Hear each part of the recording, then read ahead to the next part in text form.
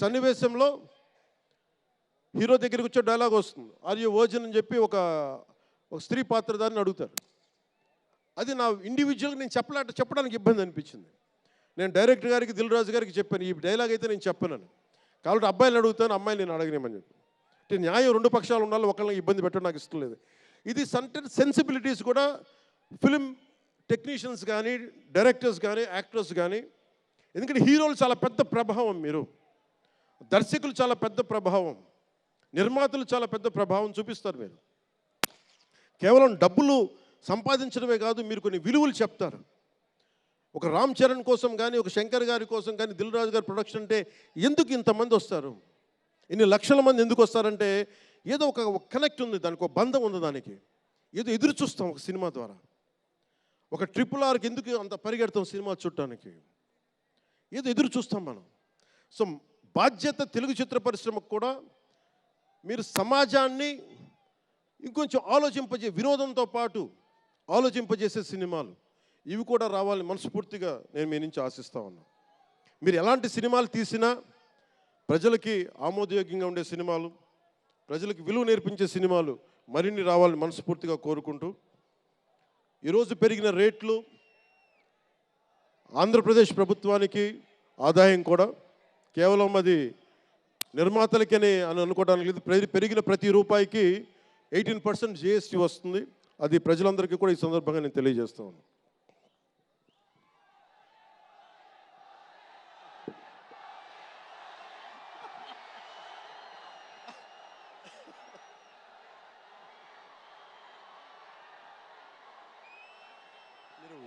OG నా దుంప తెంపేస్తున్నారు ఆయన. మాట్లాడదాం దాని గురించి, వేరే మాట్లాడదాం. డైరెక్టర్ ఇక్కడే ఉన్నారు, 3 సినిమాలు ఉన్నాయి. కాదు మీకు తెలుసు కదా నా ప్రేమ మీకోసం. ఓజీ సినిమా కంటే నా భవిష్యత్తు మీకు ముఖ్యం, నాకు ముఖ్యం మీ భవిష్యత్తు కోసం ఇలా ఉండిపోయాను. అందుకని ప్రత్యేకించి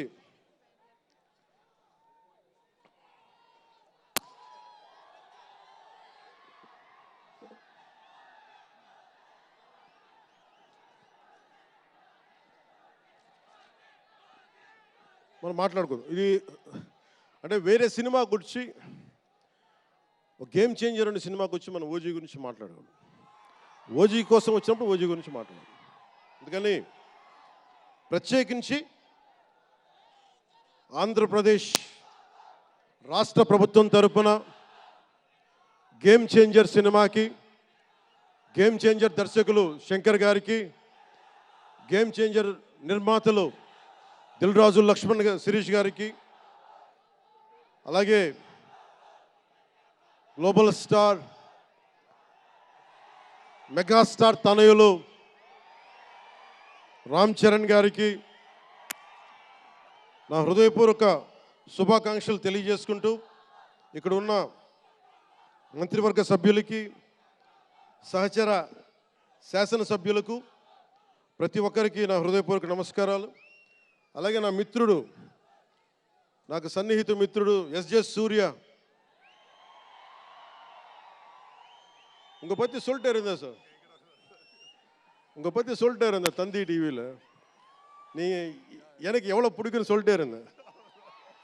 ఈయన ఏ మేరా జహాన్ పాట పెడతానంటే మీరు అమ్మాయిలతో డ్యాన్స్ చేయాలి సార్ అంటాడు. నేను అంటాను దేశభక్తి చెప్పాలి. మా ఇద్దరు గొడవ అయింది. నేను చెప్పాను, నువ్వేమనుకుంటా అవి చేస్తాను తప్ప నేను మటుకు ఏ మేరా జహాయే చేస్తాను, నేను అమ్మాయిలతో డ్యాన్స్ చేయనని చెప్పాను. చాలామంది చేశారు, ఎందుకంటే నేను బాగా చేయలేను తెలుసు నాకు. దానికి ఏదో కూర్చుని పాపం నా మాట, మా ఇద్దరికి అలా మంచి ఫ్రెండ్స్, స్నేహం మా ఇద్దరి మధ్య, గంటలు మాట్లాడుకుంటాం. ఈ మధ్య కుదరట్లేదు. సో గ్రేట్ యాక్టర్, మంచి దర్శకుడు కాదు, ఎక్స్ట్రాడినరీ డైరెక్టర్. నా కోపం ఏంటంటే డైరెక్షన్ వదిలేశాడు. ఎప్పుడు పైన విటిట నీ direction, you are such a fantastic and fabulous director, and okay, that's fine.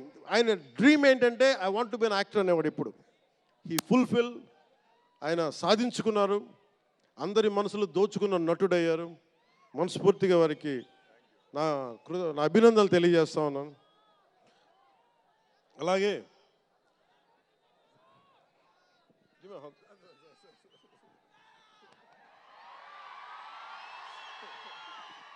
So మీ అందరికీ మరోమారు ధన్యవాదాలు తెలియజేసుకుంటూ all my best wishes to game changer, all my best wishes to Shankarji, best wishes to Dil Raju garu, my love, my best wishes to all the actors. కొత్త సంవత్సరంలో box office బద్దలైపోవాలి. నేను ఇలాంటి మాటలు మాట్లాడు, నా సినిమాకి నేను మాట్లాడను.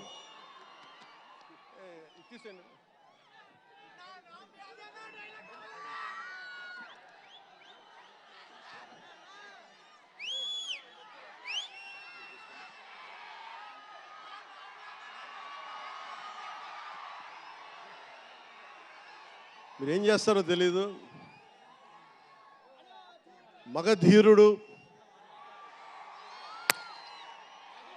అల్లూరి సీతారామరాజుగా మొత్తం జీవించేశాడు.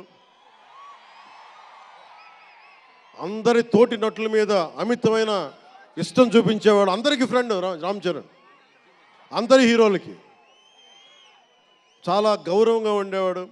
సంవత్సరానికి 100 రోజులు మా నాన్న ఏ పేరు మీద ఏం తలుచుకొని పెట్టాడో తెలియదు, కానీ 100 రోజులు, సంవత్సరంలో 365 రోజులు, కనీసం 100 రోజులు అయ్యప్ప స్వామి మాల అంటాడు, ఆంజనేయ స్వామి మాల అంటాడు. ఎందుకురా చేస్తామంటాను అప్పుడప్పుడు. క్షమించాలి రామ్ చరణ్ గారు రే అంటున్నందుకు, పర్లేదు కదా.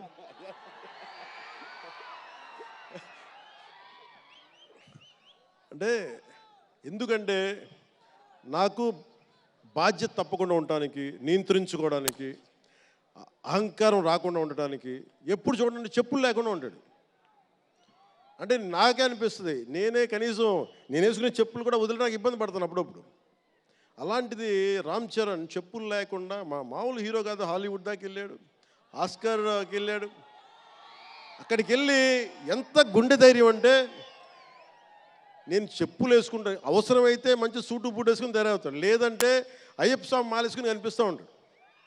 అంటే వ్యక్తిత్వంలో ఎంత బలం ఉండాలి ఆ వ్యక్తికి. అందుకని అలాంటి రామ్ చరణ్ మంచి 16 అణాలు తెలుగువాడు, మా బంగారం, నా తమ్ముడు. ఒక తల్లికి పుట్టకపోయినా కానీ నా తమ్ముడు. ఎప్పుడు ఎదిగే కొద్దీ ఒదిగుండేవాడు. అతనికి మరింత విజయం కలగాలని, అద్భుత విజయాలు కలగాలని మనస్ఫూర్తిగా ఒక బాబాయ్గా కాదు, ఒక అన్నగా ఆశీర్వదిస్తున్నాను. I love you Ram Charan, I love you all.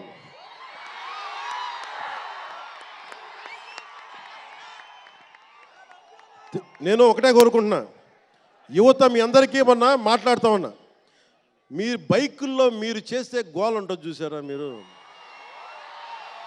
నేను మొన్న మాట్లాడుతూ ఉన్నా, ఇప్పుడు ఈ ఫంక్షన్ లేదు, సినిమాలు లేవు, ఏం చేస్తారు చెప్పండి. ఉద్యోగాలు ఉపాధి కూడా కానీ టైం పడుద్ది.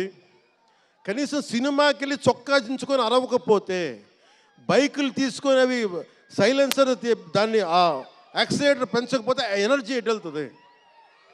అందుకే ఒకటే చెప్పాను, దిల్ రాజు గారికి చెప్తా ఉన్నా, మీరు తెలంగాణ ఫిల్మ్ ఫెడరేషన్ ప్రెసిడెంట్ కదా, మీరు ఆంధ్రప్రదేశ్ని చిన్న చూపు చూడకండి. అదొకటే నేను కోరుకుంటా ఉన్నా. నేను ఆ 2 కళ్ళు అని నేను నమ్మను, కానీ మీరు తెలుగు చిత్ర పరిశ్రమని అటు తెలంగాణలోను ఇటు ఆంధ్రాలోను 2 చోట్ల అద్భుతంగా ఉండాలని కోరుకుంటా ఉన్నాను. ముఖ్యంగా ఆంధ్రప్రదేశ్ యువతకి, మీరు ఇంతమంది యువతను చూస్తూ ఉన్నారు, వీళ్ళకి స్టంట్ స్కూల్స్ పెట్టండి. మా వాళ్ళు బైక్లు వేసుకొని తిరుగుతూ ఉంటారు, గోల్ చేస్తూ ఉంటారు. ఒక మంచి స్టంట్ స్కూల్ పెట్టండి. గోదావరి జిల్లాలోనూ, రాయలసీమలోనూ, మా కడపలోనూ ఎక్కడో చోట ఒక 2-3 స్టంట్ స్కూల్స్ పెట్టండి. మా వాళ్ళకి స్కిల్ డెవలప్మెంట్ ఇవ్వండి. మాకు ఒక స్క్రీన్ ప్లే ఎలా రాయాలో మా వాళ్ళకి చెప్పండి. ఒక రాజమౌళి గారు వచ్చి చెప్పమని చెప్పండి, త్రివిక్రమ్ గారిని వచ్చి క్లాసులు తీసుకోమని చెప్పండి మా వాళ్ళకి. ఒక తమన్ లాంటి మనకి మ్యూజిక్ దర్శకులు కానీ,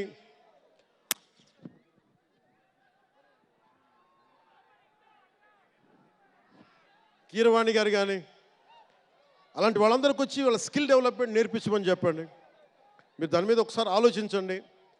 స్టూడియోలు పెట్టండి. ఇక్కడ కొంతమంది అసిస్టెంట్ డైరెక్టర్స్కి ఎలా ఉండాలి, డైరెక్టర్స్ కావాలంటే ఏం చేయాలి, 24 క్రాఫ్ట్స్లో ఒకళ్ళకి ప్రొడక్షన్ డిజైనింగ్ నేర్పించండి. మా వాళ్ళకి ప్రొడక్షన్ డిజైనింగ్ స్కూల్స్ పెట్టండి, ఫిల్మ్ మేకింగ్ స్కూల్స్ పెట్టండి.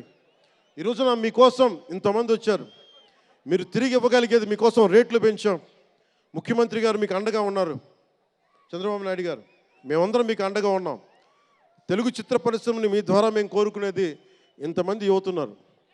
వీరికి మీ ద్వారా కొంత ఉపాధి కల్పించండి.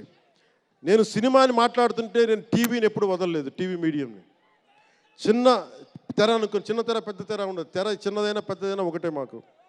సో మాకు ముమ్మిడివరం లాంటి గొప్ప లొకేషన్స్ ఉన్నాయి. మాకు కేరళకి మించిపోయి ఉంటుంది ముమ్మిడివరం. గోదావరి తీరం చూడండి, అసలు మీరు గండికోట చూడండి కడపలో, సిద్ధవటంకి వెళ్ళండి, అడ్వెంచర్ సినిమాలు ఉంటాయి. అటు వెళ్తే మీరు పార్వతీపురం వెళ్ళండి, మన్యం ప్రాంతం అద్భుతంగా ఉంటుంది.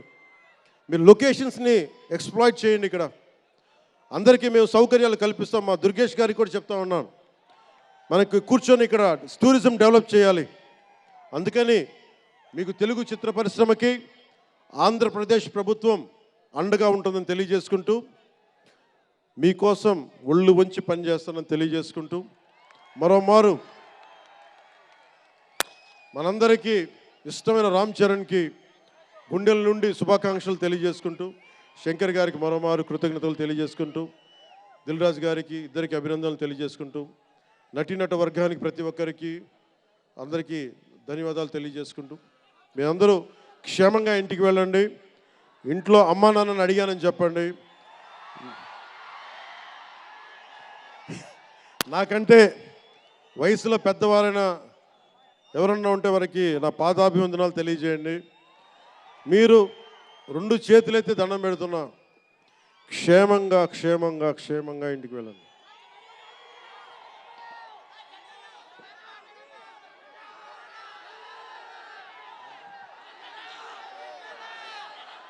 మీ అందరికీ మరోమారు ధన్యవాదాలు తెలియజేసుకుంటూ, తెలుగు తల్లికి దండాలు తెలియజేసుకుంటూ, మా తెలుగు తల్లికి పిఠాపురం మంచి సంతోషం.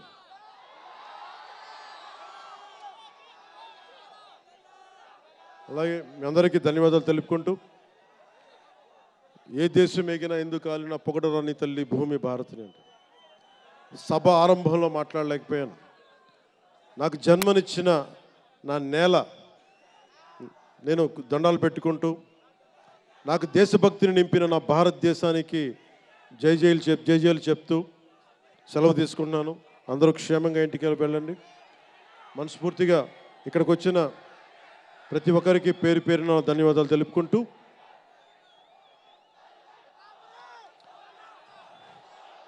జై ఆంధ్ర, జై భారత్, జై హింద్.